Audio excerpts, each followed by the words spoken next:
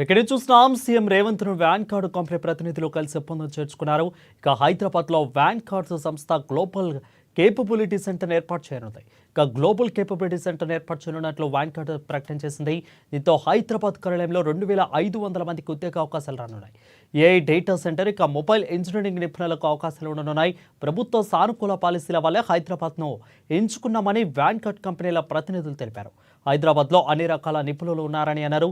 హైదరాబాద్లో global capability సెంటర్గా హబ్గా చేస్తామని సీఎం రేవంత్ అన్నారు.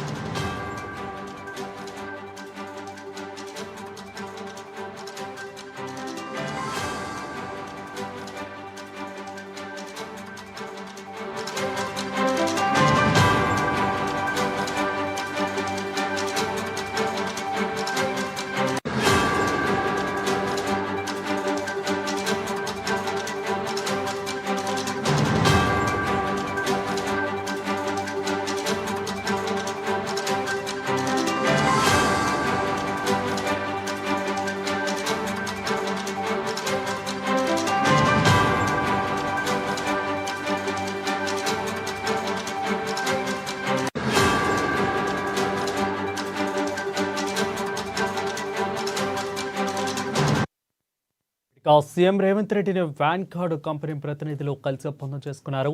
హైదరాబాద్లో వ్యాన్ కార్డ్ సంస్థ గ్లోబల్ కేపబిలిటీ సెంటర్ ఏర్పాటు చేయనుంది. గ్లోబల్ కేపబిలిటీ సెంటర్ ఏర్పాటు చేయనున్నట్లు వ్యాన్ కార్డ్ ప్రకటన చేసింది.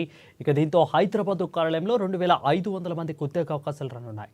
ఏ డేటా సెంటర్, మొబైల్ ఇంజనీరింగ్ నిపుణులకు అవకాశాలు ఉండనున్నాయి. ప్రభుత్వ సానుకూల పాలసీల వల్ల హైదరాబాద్ను ఎంచుకున్నామని వ్యాన్ కార్డ్ కంపెనీ ప్రతినిధులు తెలిపారు. ఇక హైదరాబాద్లో అన్ని రకాల నిపుణులు ఉన్నారని అన్నారు. హైదరాబాద్ను గ్లోబల్ కేపబిలిటీ సెంటర్ హబ్గా చేస్తామని సీఎం రేవంత్ రెడ్డి అన్నారు.